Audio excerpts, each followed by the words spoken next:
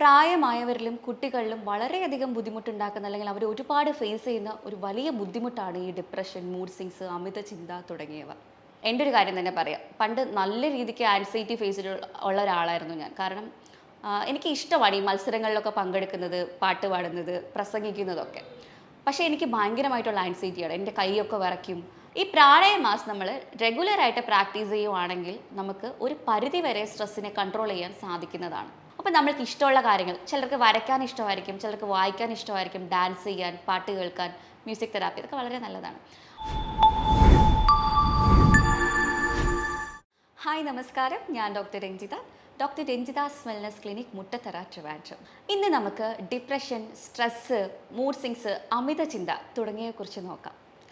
പ്രായമായവരിലും കുട്ടികളിലും വളരെയധികം ബുദ്ധിമുട്ടുണ്ടാക്കുന്ന അല്ലെങ്കിൽ അവർ ഒരുപാട് ഫേസ് ചെയ്യുന്ന ഒരു വലിയ ബുദ്ധിമുട്ടാണ് ഈ ഡിപ്രഷൻ, മൂഡ് സ്വിങ്സ്, അമിത ചിന്ത തുടങ്ങിയവ. ഇനി പലർക്കും അറിയില്ല, ഞാൻ ഫേസ് ചെയ്യുന്നത് ഡിപ്രഷനാണോ, ഞാൻ ഫേസ് ചെയ്യുന്ന ആൻസൈറ്റി ആണോ എന്നുള്ള തിരിച്ചറിവ് പലർക്കും ഇല്ല. ഞാൻ ഈ പറയുന്ന സിംറ്റംസ് അല്ലെങ്കിൽ പ്രശ്നങ്ങൾ നിങ്ങൾ ഫേസ് ചെയ്യുന്നുണ്ടോ എന്നുള്ളത് ഒന്ന് ശ്രദ്ധിക്കുക. നിങ്ങൾക്ക് ഡിപ്രഷൻ ഉണ്ടെങ്കിൽ പ്രധാനമായിട്ടും നിങ്ങൾക്ക് ലോസ് ഓഫ് ഇൻട്രസ്റ്റ്, അതായത് താല്പര്യക്കുറവ്. നമ്മൾ പണ്ട് ഇഷ്ടത്തോടെ ചെയ്തുകൊണ്ടിരുന്ന പല കാര്യങ്ങളും ഇന്ന് നമുക്ക് ചെയ്യാനുള്ള ബുദ്ധിമുട്ട്. അതായത് നിങ്ങൾക്ക് സിനിമയ്ക്ക് പോകുന്നത് പണ്ട് ഭയങ്കര ഇഷ്ടമായിരുന്നിരിക്കാം. നിങ്ങൾക്ക് അതുപോലെ പാർക്കിൽ പോകുന്നതും ബീച്ചിൽ പോകുന്നതും അതൊക്കെ ഭയങ്കര ഇഷ്ടമുള്ള കാര്യമായിരുന്നിരിക്കാം, ട്രിപ്പ് പോകുന്നതൊക്കെ. പക്ഷേ ഇന്ന് നമുക്കിത് ചെയ്യാനുള്ള വലിയ ബുദ്ധിമുട്ട്, അതായത് നമുക്ക് നമുക്ക് എവിടെയും പോകണ്ട എന്നുള്ളൊരു തോന്നൽ വരിക, എപ്പോഴും റൂമിൽ തന്നെ കിടക്കാനുള്ളൊരു തോന്നൽ, അമിതമായിട്ടുള്ള ക്ഷീണം, ശരീരവേദന, മടി, അലസത തുടങ്ങിയവ നമുക്ക് അനുഭവപ്പെടാൻ തുടങ്ങുന്നു. അതുമാത്രമല്ല, പ്രതീക്ഷ നഷ്ടപ്പെടുക, അതായത് ഇനി ഞാൻ ജീവിച്ചിട്ട് കാര്യമില്ല, എനിക്കാരുമില്ല, ഞാൻ ഒറ്റപ്പെട്ടു പോയി എന്നുള്ളൊരു തോന്നൽ നമുക്ക് ഉണ്ടാവുക. അല്ലെങ്കിൽ നമ്മുടെ വീട്ടുകാരോട് നമുക്കൊന്നും ഷെയർ ചെയ്യാനുള്ളൊരു മൂഡില്ല, നമുക്ക് എല്ലാവരിൽ നിന്നും നമ്മൾ ഒഴിഞ്ഞു മാറുന്ന പോലെയാണ്. നമ്മൾ എവിടെയെങ്കിലും പോയി ഒറ്റയ്ക്കിരിക്കുന്നു, ഇരുട്ടത്തിരിക്കുന്നു, അങ്ങനത്തെ ഉള്ള കാര്യങ്ങൾ നമ്മൾ റിപ്പീറ്റഡ് ആയിട്ട് ചെയ്തുകൊണ്ടിരിക്കുക. ഇനി രാത്രിയിലാവട്ടെ ഉറക്കം വളരെ ബുദ്ധിമുട്ട്. നമ്മൾ എത്ര കിടന്ന് ഉറങ്ങി തിരിഞ്ഞ് മറിഞ്ഞ് കിടന്നാലും നമുക്ക് ഉറക്കം വരത്തില്ല. നമ്മൾ ഓരോന്ന് അമിതമായിട്ട് ചിന്തിച്ച് കൂട്ടുക, അല്ലെങ്കിൽ ചിലർക്ക് പാനിക് അറ്റാക്ക് വരെ വരുന്നുണ്ട്. അതെന്ന് വെച്ചാൽ നമ്മൾക്ക് രാത്രി നമ്മളിപ്പോൾ ഉറങ്ങി കിടന്നാൽ കൂടെ നമ്മളൊരു 2 മണി 3 മണി സമയത്ത് ഞെട്ടി ഉണരുകയാണ്. നെഞ്ചിലൊരു കല്ലെടുത്ത് വെച്ചൊരു അത്രയും വിഷമത്തോടെ നമ്മൾ ഞെട്ടി ഉണരുകയാണ്. അതുമാത്രമല്ല, ചിലർക്കാവട്ടെ അമിതമായിട്ടുള്ള വിശപ്പ് കൂടുതലായിരിക്കും. ചിലർക്ക് വിശപ്പ് തീരെ ഉണ്ടാവില്ല, ചിലർക്ക് വിശപ്പ് ഭയങ്കര കൂടുതലായിരിക്കും. ചിലർക്കാവട്ടെ അമിതമായിട്ടുള്ള ഉറക്കം കൂടുതലായിരിക്കും. അതായത് അവർക്ക് എപ്പോഴും കിടക്കണം, അവരെപ്പോഴും കിടന്ന് ഉറങ്ങിക്കൊണ്ടിരിക്കും. അതായത് ദിവസം ഒരു 14-15 മണിക്കൂറൊക്കെ അധികമായിട്ട് അവർ ഉറങ്ങാറുണ്ട്. അപ്പോൾ ഇതൊക്കെയാണ് മെയിനായിട്ടുള്ള ഡിപ്രഷനിലെ സിംറ്റംസ്. ഇനി ചിലർക്കാവട്ടെ സൂയിസൈഡൽ ടെൻഡൻസി ഉണ്ട്. അവർക്ക് എന്തെങ്കിലും രീതിയിൽ നമ്മുടെ ശരീരത്തിനെ തന്നെ ഹാം ചെയ്യണം. ബ്ലേഡ് എടുത്ത് കൈ മുറിക്കുന്നവരുണ്ട്. നമ്മൾക്ക് എന്തെങ്കിലും രീതിയിൽ നമ്മളെ അങ്ങ് നശിപ്പിക്കാം എന്നുള്ളൊരു തോന്നൽ വരിക, അല്ലെങ്കിൽ ഇനി ഞാൻ ജീവിച്ചിട്ട് എനിക്കിനി ആരും ഇല്ല, അല്ലെങ്കിൽ എന്നെ സ്നേഹിക്കാൻ ആരുമില്ല എന്നുള്ളൊരു തോന്നൽ വരിക. ഇത്തരം കണ്ടീഷൻസാണ്. നമ്മളെ മനുഷ്യരാണ്, നമുക്കറിയാം, നമുക്ക് എല്ലാവർക്കും വിഷമങ്ങൾ വരുന്നതാണ്. ഒരു 2-3 ദിവസം ആ വിഷമം നീണ്ടു നിൽക്കുന്നത് സ്വാഭാവികമായിട്ടും എല്ലാവർക്കും ഒരു നോർമലായിട്ട് നമുക്ക് കണക്കാക്കാം. ഇനി അതല്ല, 2 ആഴ്ച 3 ആഴ്ച അതിൽ കൂടുതൽ ഈ ഡിപ്രഷൻ ഇങ്ങനെ നീണ്ടു നിൽക്കുന്നുണ്ടെങ്കിൽ നിങ്ങൾ എന്തായാലും ഒരു ഡോക്ടറിനെ അല്ലെങ്കിൽ ഒരു സൈക്കോളജിസ്റ്റിനെ കൺസൾട്ട് ചെയ്യുക. നിങ്ങളുടെ വിഷമങ്ങൾ അവരോട് തുറന്ന് പറയാൻ വേണ്ടി ശ്രമിക്കുക. കൂടുതലും നമ്മൾക്ക് നമ്മുടെ വിഷമങ്ങൾ ഷെയർ ചെയ്യാൻ ഒരാളുണ്ടെന്നുണ്ടെങ്കിൽ തന്നെ നമ്മുടെ പകുതി പ്രശ്നങ്ങളും അവിടെ തന്നെ കുറയും. അപ്പോൾ ഇതാണ് പ്രധാനമായിട്ടും ഡിപ്രഷനിൽ നമ്മൾക്ക് അനുഭവപ്പെടുന്ന സിംറ്റംസ് എന്ന് പറയുന്നത്. ഇനി ആൻസൈറ്റി എന്ന് പറഞ്ഞാൽ അമിതമായ ഉത്കണ്ഠ അല്ലെങ്കിൽ അമിതമായ ഭയമാണ്. ഫോർ എക്സാമ്പിൾ, ഇപ്പോൾ നമ്മളുടെ വേണ്ടപ്പെട്ടവർക്ക് ആർക്കെങ്കിലും ഒരു അസുഖം വന്നു, അതായത് ക്യാൻസറോ കൊറോണയോ അങ്ങനെ എന്തെങ്കിലും ഒരു അസുഖം വന്നെന്ന് വെക്കുക. നമുക്ക് ഭയങ്കര ആദി കൂടുകയാണ്. എനിക്കിനി അങ്ങനെ എന്തെങ്കിലും സംഭവിക്കുമോ, എൻ്റെ അച്ഛനോ അമ്മയ്ക്കോ എൻ്റെ മക്കൾക്കോ ആർക്കെങ്കിലും ഇങ്ങനെ സംഭവിക്കുമോ എന്നുള്ള ആദ്യം നമ്മുടെ മനസ്സിൽ കിടന്ന് അത് നമുക്ക് ഓവർ തിങ്കിങ്ങിലോട്ട് പോയി അത് ഡിപ്രഷനിലോട്ട് പോകുന്നവരുണ്ട്, പാനിക് അറ്റാക്ക് വരെ ആവുന്നവരുണ്ട്. അതാണ് അമിത ഉത്കണ്ഠ എന്ന് പറയുന്നത്. നമ്മൾ കുഞ്ഞുങ്ങൾക്ക് കൂടുതലായിട്ട് ഇത് കാണാറുണ്ട്. അതായത് ഈ സ്റ്റേജ് ഫിയർ, അതായത് സെമിനാർ എടുക്കുമ്പോഴും ക്ലാസ്സിൽ അല്ലെങ്കിൽ ടീച്ചർ ക്വസ്റ്റ്യൻ ചോദിക്കുമ്പോഴും ഒക്കെ ഉള്ള അമിതമായിട്ടുള്ള പേടി, അല്ലെങ്കിൽ ഒരു സ്പീച്ച് കൊടുക്കുക, കുറേ പേര് ഇരിക്കുന്ന സ്ഥലത്ത് പോയി സംസാരിക്കുമ്പോൾ ഉണ്ടാവുന്ന പേടി, ഇതൊക്കെ കുട്ടികൾക്ക് കൂടുതലായിട്ട് ഇപ്പോഴും കണ്ടുവരുന്നുണ്ട്. അപ്പോൾ അതൊക്കെ നമ്മൾ ഈ ഒരു ആൻസൈറ്റിനെ ഓവർകം ചെയ്യണമെന്നുണ്ടെങ്കിൽ നമ്മളത് റിപ്പീറ്റഡ് ആയിട്ട് ചെയ്യുക എന്ന് മാത്രമേ ഉള്ളൂ വഴി. എൻ്റെ ഒരു കാര്യം തന്നെ പറയാം. പണ്ട് നല്ല രീതിക്ക് ആൻസൈറ്റി ഫേസിൽ ഉള്ള ഒരാളായിരുന്നു ഞാൻ. കാരണം എനിക്ക് ഇഷ്ടമാണ് ഈ മത്സരങ്ങളിലൊക്കെ പങ്കെടുക്കുന്നത്, പാട്ട് പാടുന്നത്, പ്രസംഗിക്കുന്നതൊക്കെ. പക്ഷേ എനിക്ക് ഭയങ്കരമായിട്ടുള്ള ആൻസൈറ്റിയാണ്. എൻ്റെ കൈയൊക്കെ വിറയ്ക്കും, അതുപോലെ തന്നെ എനിക്ക് തൊണ്ട വരളും, തളർന്ന പോലെയൊക്കെ എനിക്ക് തോന്നുമായിരുന്നു. പക്ഷേ എനിക്കത് അറിയില്ലായിരുന്നു ഇത് എനിക്ക് ആൻസൈറ്റി ആണ്. ഞാൻ വിചാരിക്കുന്ന ഈ പങ്കെടുക്കുന്ന കുട്ടികൾക്കെല്ലാം ഈ ഒരു പേടി ഉണ്ടായിരിക്കും എന്നാണ് എൻ്റെ ഒരു ധാരണ. പക്ഷേ ഇത് അങ്ങനെയല്ലായിരുന്നു എന്ന് എനിക്ക് പിന്നീടാണ് മനസ്സിലായത്. പക്ഷേ ഞാൻ എന്ത് ചെയ്യും, ഞാൻ പങ്കെടുക്കുമായിരുന്നു. എനിക്ക് അല്ലെങ്കിൽ ഇനി പങ്കെടുക്കാതെ എനിക്ക് സമ്മാനം കിട്ടിയില്ലെങ്കിൽ മറ്റുള്ളവർ കിട്ടുമ്പോൾ ഞാൻ അയ്യോ ഞാനിത് പങ്കെടുത്തിരുന്നെങ്കിൽ എനിക്ക് സമ്മാനം കിട്ടുമായിരുന്നല്ലോ എന്നുള്ളൊരു കുറ്റബോധം എനിക്ക് പിന്നീട് തോന്നും. അതുകൊണ്ട് ഞാൻ എന്ത് ചെയ്യും, ഞാൻ എന്തായാലും പോയി പങ്കെടുക്കും.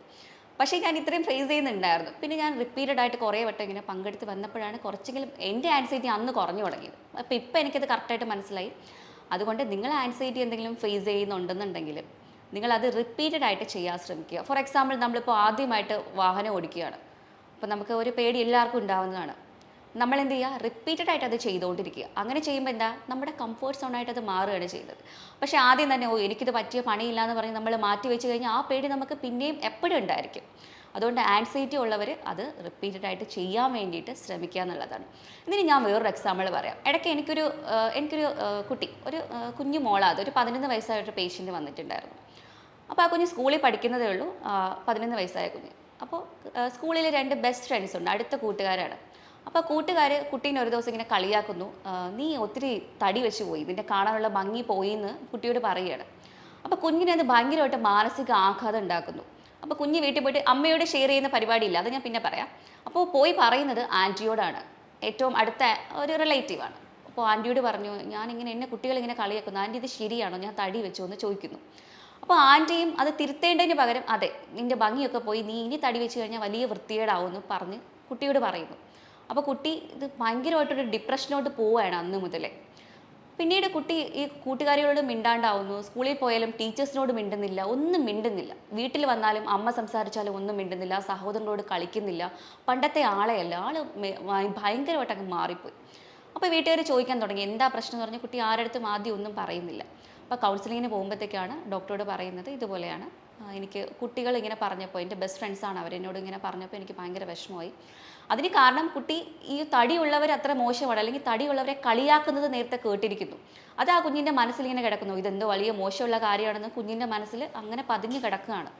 അതുകൊണ്ടിട്ടാണ് ആ കുഞ്ഞ് അത്രയ്ക്ക് പേടിച്ചിട്ട്, അതിന് ഭയങ്കര പേടിയാണ്. അപ്പം ഞാൻ ചോദിച്ചു എന്താണ് ഇപ്പം എങ്ങനെയാണ് കുട്ടി, അപ്പം പറയുന്നു വീട്ടിൽ നിന്ന് ഭക്ഷണം കഴിക്കുന്നില്ല, 2 മാസം ആവുന്നു വീട്ടിൽ നിന്ന് അരിയാഹാരം എന്തെങ്കിലും കഴിച്ചിട്ട്. കുഞ്ഞിങ്ങനെ ഗൂഗിളൊക്കെ നോക്കി അതിനെയൊക്കെ സെർച്ച് ചെയ്ത് നോക്കിയിട്ട് ഫ്രൂട്ട്സും പാലും മാത്രമാണ് വീട്ടിൽ നിന്ന് കഴിക്കുന്നത്. അപ്പോൾ ആ കുട്ടിയുടെ അമ്മ വന്ന് കരഞ്ഞ് പറയും, ഡോക്ടർ എങ്ങനെയെങ്കിലും ഒരു പിടി ചോറ് അവൾ കഴിച്ചെങ്കിൽ മതി എന്നുള്ള രീതിയിൽ എന്നോട് സംസാരിക്കുകയാണ്. അപ്പം ഞാൻ പറഞ്ഞു നോക്കി, മോള് കുറച്ച് ചോറ്, ഇല്ല ഡോക്ടർ എനിക്ക് പേടിയാണ്. കുട്ടി എന്നോട് സംസാരിച്ച ആ ഒരു കാര്യമാണ് ആദ്യം, എനിക്ക് പേടിയാണ്, എന്നെ ഇങ്ങനെ നിർബന്ധിക്കേണ്ട, എനിക്ക് ചോറ് കഴിക്കാൻ പറ്റില്ല. പക്ഷേ ഈ കുട്ടി അണ്ടർ വെയിറ്റിലോട്ട് പോയി, ഇപ്പോൾ 10 കിലോ വരെ വെയിറ്റ് ഇപ്പോൾ റെഡ്യൂസ് ആയിപ്പോയി. അപ്പോൾ നമ്മൾ പറഞ്ഞു മോളെ വെയിറ്റ് ലോസ് ആയി, ഇത്രയും വെയിറ്റ് ഇങ്ങനെ റെഡ്യൂസ് ആയാൽ പറ്റില്ല മോളെ, അണ്ടർ വെയിറ്റ് ആണെന്ന് പറഞ്ഞിട്ടും കുട്ടി അത് അക്സെപ്റ്റ് ചെയ്യാൻ റെഡിയല്ല. അപ്പോൾ നമ്മൾ പറഞ്ഞു, കുട്ടികളുടെ വേറെ റിലേറ്റീവ്സ് പറഞ്ഞത് ഒരു കാര്യം ചെയ്യും, സ്കൂൾ മാറ്റ്, ക്ലാസ് മാറ്റ്, ആ കുട്ടികളോട് ഇനി ഇരിക്കേണ്ടെന്ന് പറഞ്ഞു. പക്ഷേ അങ്ങനെ നമ്മൾ അത് അഡ്വൈസ് ചെയ്ത് കഴിഞ്ഞാൽ അത് കുട്ടിക്ക് തന്നെയാണ് ഭാവിയിൽ ദോഷം വരിക. കാരണം ഇതുപോലെ ഒരുപാട് ഫേസ് ചെയ്യേണ്ടി വരും, നമ്മൾക്ക് പലയിടത്തും പോകേണ്ടി വരും, പലതും കേൾക്കേണ്ടി വരും. അങ്ങനെ കേട്ട് കഴിഞ്ഞാൽ വീണ്ടും കുട്ടി ഡെസ്പാവും. അപ്പോൾ അതിന് പകരം അവിടെ നിന്ന് സർവൈവ് ചെയ്ത് നമ്മൾക്ക് വീട്ടുകാർ തന്നെ പഠിപ്പിക്കേണ്ട ഒരു കാര്യം എന്ന് പറഞ്ഞാൽ കുട്ടികളുടെ ബോൾഡാക്കി വളർത്താൻ വേണ്ടി ശ്രമിക്കുക എന്നുള്ളത് വളരെ വളരെ ഇമ്പോർട്ടൻ്റ് ആയിട്ടുള്ളൊരു കാര്യമാണ്. നോ പറയേണ്ടടുത്ത് നോ പറയുക. നമുക്ക് ഈ എന്താ പറയുക, സൊസൈറ്റിയിൽ നമുക്ക് എന്തും സംസാരിക്കാനുള്ള റൈറ്റ്സ് ഉണ്ട്, നമുക്ക് സ്വാതന്ത്ര്യമുണ്ട്. അപ്പോൾ നോ പറയേണ്ടടുത്ത് കുട്ടി നോ തന്നെ പറഞ്ഞ് നിങ്ങൾ വീട്ടുകാർ കുട്ടികളെ കുഞ്ഞിലെ തന്നെ പഠിപ്പിക്കാൻ വേണ്ടി ശ്രമിക്കുക. മറ്റുള്ളവർ നമ്മുടെ ജീവിതത്തിൽ കയറി തലയിടാനുള്ള ഒരു കാര്യം നമ്മളത് ഉണ്ടാക്കി കൊടുക്കണ്ട, അതിനുള്ള കാര്യമില്ല. നമ്മുടെ ജീവിതം നമ്മൾ തന്നെയാണ് നോക്കേണ്ടത്. ഇൻഡിപെൻഡൻ്റ് ആയിട്ട് കുട്ടികളെ വളർത്താൻ വേണ്ടിയിട്ട് പാരൻസ് മാക്സിമം വീട്ടിൽ നിന്ന് അവർക്ക് അഡ്വൈസ് കൊടുക്കേണ്ടത് വളരെ വളരെ ഇമ്പോർട്ടൻ്റ് ആണ്. സ്കൂളിൽ നിന്ന് കുട്ടി വരുമ്പോൾ കുട്ടിയോട് സംസാരിക്കുക, ഇന്നെങ്ങനെ ഉണ്ടായിരുന്നു, ഫ്രണ്ട്സിനെ കുറിച്ച് ചോദിക്കുക, ടീച്ചേഴ്സിനെ കുറിച്ച് ചോദിക്കുക. ഈ കാര്യങ്ങളൊക്കെ നമ്മൾ കുട്ടികളോട് എപ്പോഴും ഡിസ്കസ് ചെയ്യാൻ വേണ്ടിയിട്ട് പരമാവധി ശ്രമിക്കേണ്ടത് വളരെ വളരെ അത്യാവശ്യമുള്ളൊരു കാര്യമാണ്. അപ്പോൾ അതാണ് ആൻസൈറ്റി. ഇനി നമുക്ക് ഓവർ ചിന്ത അല്ലെങ്കിൽ അമിത ചിന്തയെക്കുറിച്ച് നോക്കിയാലോ. കൂടുതലും സ്ത്രീകൾക്കും പ്രായമായവരിലുമാണ് ഈ ഒരു പ്രശ്നം കണ്ടുവരുന്നത്. നമുക്ക് ചിന്തകളൊക്കെ ആവശ്യത്തിന് വേണം, അതൊക്കെ നോർമലാണ്. നമുക്ക് ഒരു 50,000 മുതൽ 1,00,000 ചിന്തകൾ വരെ നോർമലി നമുക്ക് വരാറുണ്ട്, അല്ലേ? അത് നോർമലാണ്, നല്ല ചിന്തകളാണെങ്കിൽ. ഇനി നമ്മുടെ വിഷമപ്പെടുത്തുന്ന കാര്യങ്ങൾ, നമുക്ക് എന്താ പറയുക, ഒരു രീതിക്കുള്ള സമാധാനം തരാത്ത ചിന്തകളാണെങ്കിൽ കയറി കയറി റിപ്പീറ്റഡ് ആയിട്ട് നമുക്ക് വന്നുകൊണ്ടിരിക്കുന്നെങ്കിൽ അത് നമ്മൾ എന്തായാലും സൂക്ഷിക്കണം. കാരണം അത് നമ്മളെ ലൈഫ് തന്നെ സ്പോയിൽ ചെയ്ത് കളയും. നമുക്കൊന്നും നമ്മുടെ ഡെയിലി റൊട്ടീൻസ് നമുക്കൊന്നും ചെയ്യാൻ പറ്റില്ല. നമ്മൾ പഴയ ആളെ അല്ലാണ്ടായി മാറുകയാണ് അവിടെ. അപ്പോൾ ഈ അമിത ചിന്തകൾ മാക്സിമം കുറയ്ക്കാൻ വേണ്ടി ശ്രമിക്കുക. കൂടുതലും ഈ വീട്ടമ്മമാരൊക്കെയാണ് ഇത് ഒത്തിരി ഫേസ് ചെയ്യുന്നത്. വർക്കിംഗ് വുമൻസിന് അധികം ഇല്ലെങ്കിൽ പഠിക്കുന്ന കുട്ടികൾക്ക്, ഗേൾസിനും, അതുപോലെ തന്നെ ഈ വീട്ടമ്മമാർക്കും 60 വയസ്സ് കഴിഞ്ഞ സ്ത്രീകൾക്കും ഒക്കെ ഒരുപാട് അമ്മമാരൊക്കെ വന്ന് പറയാറുണ്ട് ഇതുപോലെ. അവരൊക്കെയാണ് ഇത് കൂടുതലായിട്ടും ഈ ഓവർ തിങ്കിങ് പ്രശ്നങ്ങൾ ഫേസ് ചെയ്യുന്നത്. അപ്പോൾ നമുക്കിത് എങ്ങനെയൊന്ന് ഓവർകം ചെയ്യാം എന്നുള്ളതിനെ കുറിച്ച് നോക്കാം.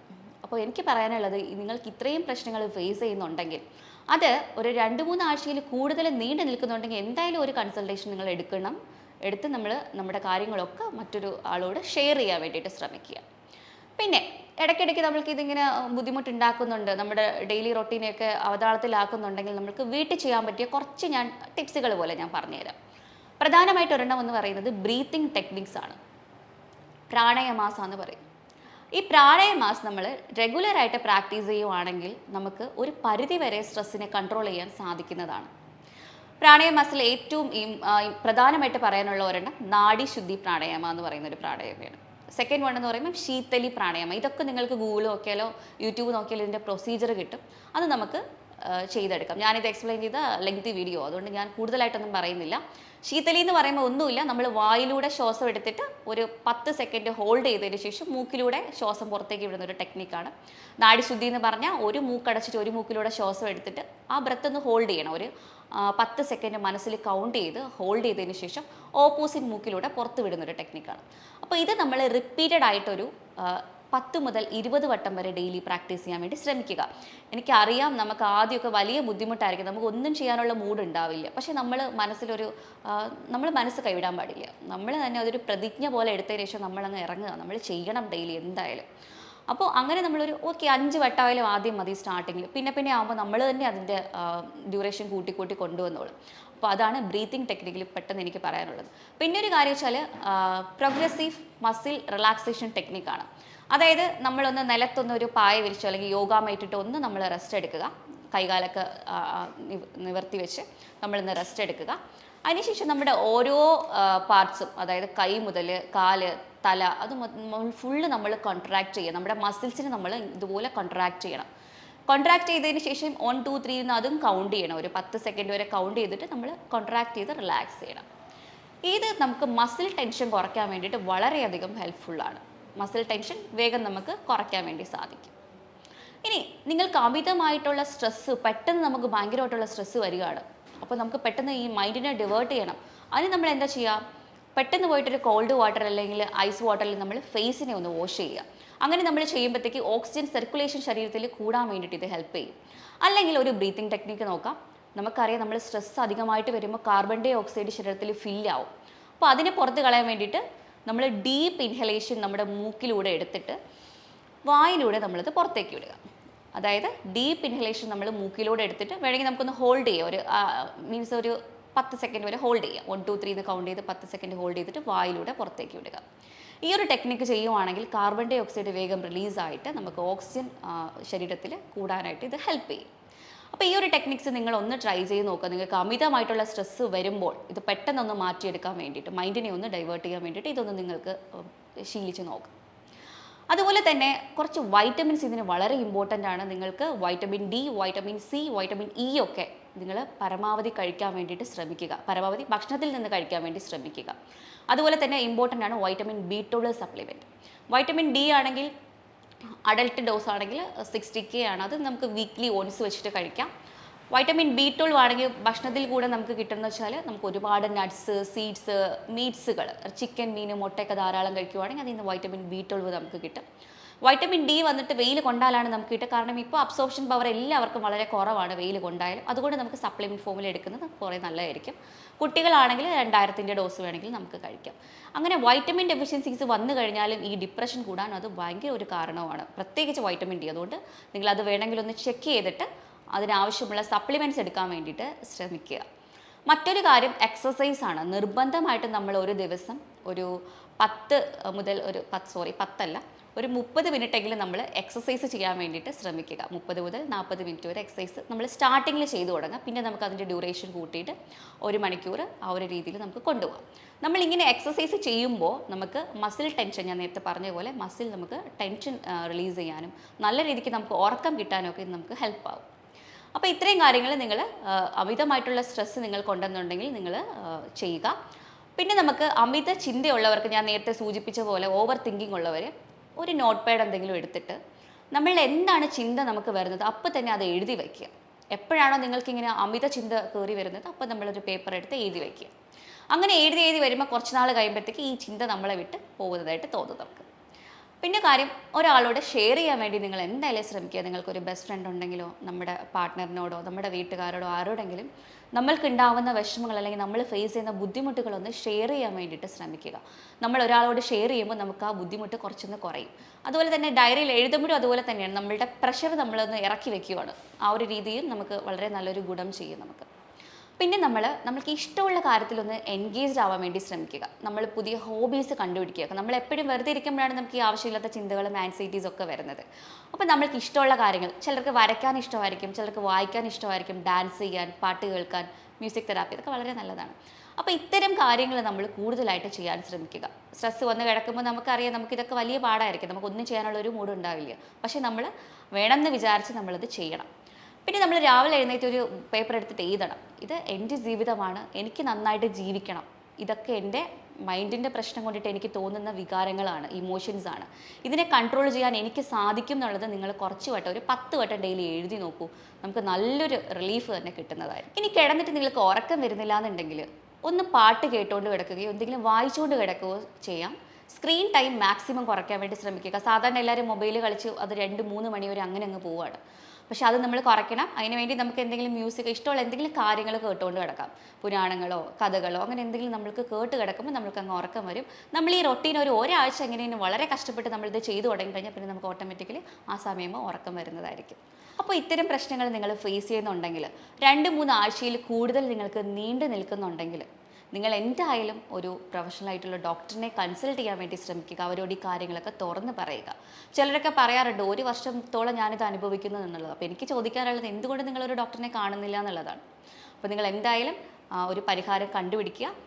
കൂടുതൽ എന്തെങ്കിലും അറിയണം എന്നുണ്ടെങ്കിൽ താഴെ കാണുന്ന നമ്പറിലോട്ട് വിളിക്കാവുന്നതാണ്. അപ്പോൾ മറ്റൊരു വീഡിയോ ആയിട്ട് വീണ്ടും കാണാം. Thank you so much.